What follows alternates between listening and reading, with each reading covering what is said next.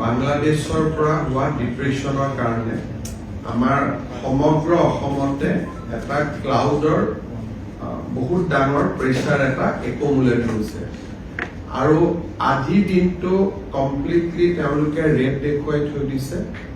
কালিও সন্ধিয়ালৈকে পৰিৱেশ একে থকাৰ সম্ভাৱনা আছে।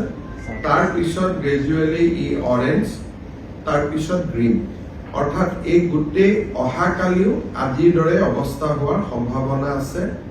আজি আমাৰ অসমত প্ৰায় 9 লাখ লোকৰ বিজুলী আমি কাটি থবলগীয়া হৈছে যাতে কোনো ধৰণৰ এক্সিডেণ্ট নহয়। গুৱাহাটীত 100টা ট্ৰান্সফৰ্মাৰ আমি বন্ধ কৰি থবলগীয়া হৈছে। গতিকে গোটেইখিনি চালে মই ভাবো যে পৰিৱেশটো আজি আৰু কালি জটিল হৈ থাকিব। দুটা বিশেষ আমি কাম কৰিব খুজিছো। অহাকালিৰ দিনটো আমি আমাৰ ৰাজ্য চৰকাৰৰ কৰ্মচাৰীসকলক আমি স্পেচিয়েল কেজুৱেল লিভ দিছো।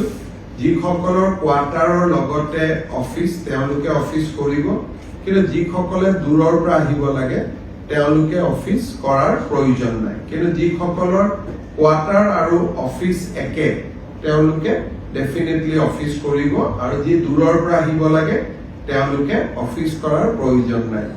শনিবাৰে প্ৰাইভেট স্কুল নাথাকে, কিন্তু গুৱাহাটী বিশেষকৈ কামৰূপ আৰু কামৰূপ মেট্ৰ আমি স্কুলখিনিও অহাকালি দিনটোৰ কাৰণে বন্ধ ৰাখিব কৈছো। গভৰ্ণমেণ্ট স্কুলখিনি, প্ৰাইভেট স্কুলখিনি এজ ইউজুৱেল বন্ধ হৈ থাকে।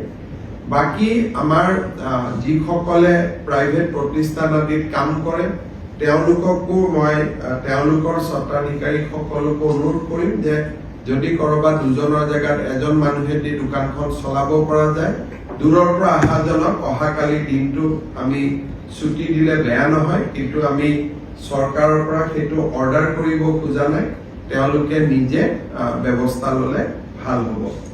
ইয়াৰ উপৰিও আমি গোটেই পৰিৱেশটো পৰ্যবেক্ষণ কৰি থাকিম। য'ত যেনেকুৱা প্ৰয়োজন হয় আমি ৰাইজক সষ্টম কৰি দিয়া আৰু ৰাইজক যি ধৰণে সকাহ দিব লাগে তাৰ বাবে আমি চেষ্টা কৰিম। কিন্তু বাংলাদেশৰ পৰা বেচিকেলি বংগোপসাগৰৰ পৰা যিটো ক্লাউডৰ প্ৰেছাৰ আহি আছে, সেই প্ৰেছাৰটো আজিতো থাকিবই, অহাকালিও কণ্টিনিউ হ'ব।